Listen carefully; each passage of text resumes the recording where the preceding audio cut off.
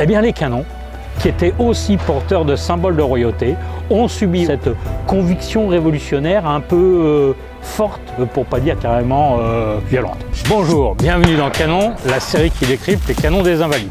Aujourd'hui, je voudrais vous parler des canons blessés par la conviction politique d'une époque. Vous savez que sur les canons, il y a des noms, il y a des inscriptions qui correspondent au pouvoir politique du moment. Et en l'occurrence, sur celui que j'ai choisi aujourd'hui, le canon s'appelle le Porte-Malheur. Il a été fondu en 1743, on est sous le 15 et il a l'ensemble des attributs qui correspondent à la royauté française. Des canons comme celui-ci, ils sont fondus en 1743, certes, mais ils ont toute une vie derrière.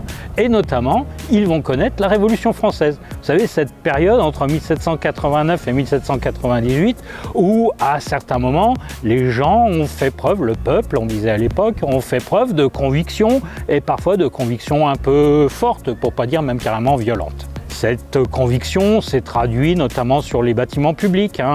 On a martelé les fleurs de lys. Je rappelle aussi que ça s'est aussi reporté sur les individus, puisque le roi a quand même été décapité, la reine aussi. On parlait même carrément à l'époque de terreur pour qualifier historiquement cette période-là. Eh bien les canons, qui étaient aussi porteurs de symboles de royauté, ont subi aussi cette conviction révolutionnaire un peu forte, pour pas dire carrément violente. En pratique, cela veut dire qu'un certain nombre d'entre eux se sont retrouvés mutilés de l'ensemble des accessoires royaux qu'il y avait dessus, les fleurs de lys, certes, la devise de l'artillerie, Ultima Ratio Regum, mais aussi les différents blasons et symboles que l'on peut trouver dessus. Le porte-malheur est intact, mais ses deux voisins à droite et à gauche ont tous les deux subi ce déchaînement de conviction révolutionnaire marquée.